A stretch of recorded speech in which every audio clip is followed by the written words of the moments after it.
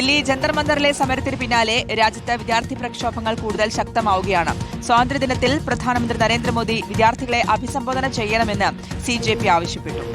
സെപ്റ്റംബറിൽ ക്യാ ബോൾത്തി പബ്ലിക് എന്ന പേരിൽ CJP രാജ്യവ്യാപക പ്രതിഷേധം സംഘടിപ്പിക്കും. CJP പ്രതിഷേധത്തെ പിന്തുണച്ച് RSS മേധാവി മോഹൻ ഭാഗവതും രംഗത്തെത്തി. ചോദ്യപേപ്പർ ചോർച്ചയിലും പരീക്ഷാ ക്രമക്കേടുകളും പ്രതിഷേധിച്ച റാഞ്ചിയിൽ വിദ്യാർത്ഥി നേതാവ് ദേവേന്ദ്രനാഥ് മഹതോയുടെ നേതൃത്വത്തിൽ ഉദ്യോഗാർത്ഥികൾ നിരാഹാര സമരം അടക്കമുള്ള ശക്തമായ പ്രക്ഷോഭത്തിലാണ്. അതിൽ പാലോട് തുടരുന്നുണ്ട്. വിശദാംശങ്ങളുമായി അതിൽ പലയിടത്തും വിദ്യാർത്ഥി പ്രതിഷേധങ്ങൾ ശക്തമാവുകയാണ്. അതിന് കൂടുതൽ ഊർജ്ജം പകരുകയാണ് CJP എന്നുള്ളതാണ്. ഇനിയിപ്പോൾ ഇതാ സ്വാതന്ത്ര്യദിനത്തിൽ പ്രധാനമന്ത്രി വിദ്യാർത്ഥികളെ അഭിസംബോധന ചെയ്യണമെന്നുള്ള ആവശ്യമാണ് ഉന്നയിക്കുന്നത്. RSSന്റെ ഒരു പിന്തുണ ഈ പ്രതിഷേധങ്ങൾക്കുണ്ട് എന്ന് പറയുന്നതും അത് പ്രധാനപ്പെട്ടതാണ്. എങ്ങനെയാണ് CJPയുടെ തുടർ നീക്കങ്ങളും മുന്നോട്ട് പോകും? ഇന്നലെയാണ് CJPയുടെ കോർ കമ്മിറ്റി യോഗം മുംബൈയിൽ അവസാനിച്ചത്. അതിനുശേഷമാണ് പുതിയൊരു ക്യാമ്പയിൻ പരിപാടിയുമായി മുന്നോട്ട് പോകും എന്ന നിലയിൽ ഒരു തീരുമാനം പറയുകയും രാഷ്ട്രീയ പാർട്ടി ആകില്ല എന്ന നിലപാട് പ്രഖ്യാപിക്കുകയും ചെയ്തത്. ഇപ്പോഴത്തെ അഭിജിത് ദീപ്കയുടെ പുതിയൊരു ആവശ്യം വന്നിരിക്കുകയാണ് പ്രധാനമന്ത്രിക്ക് മുന്നിൽ.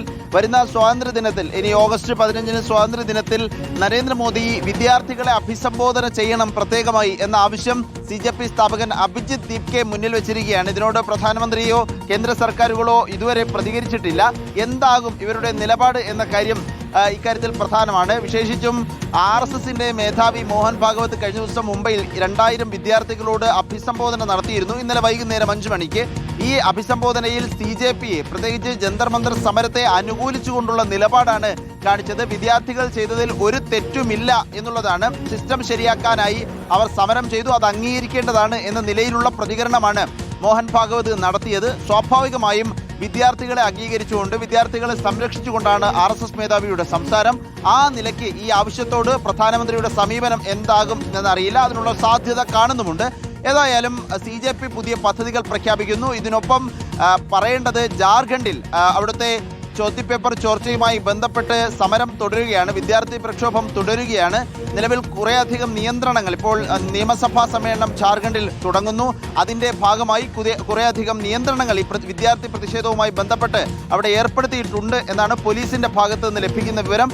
ഏതായാലും ജാർഖണ്ഡിൽ പ്രതിഷേധം തുടരുന്നു. ഇതിനൊപ്പം തന്നെ രാജ്യവ്യാപകമായ ഒരു ക്യാമ്പയിൻ തുടങ്ങാൻ CJPയും തീരുമാനിച്ചിരിക്കുന്നു.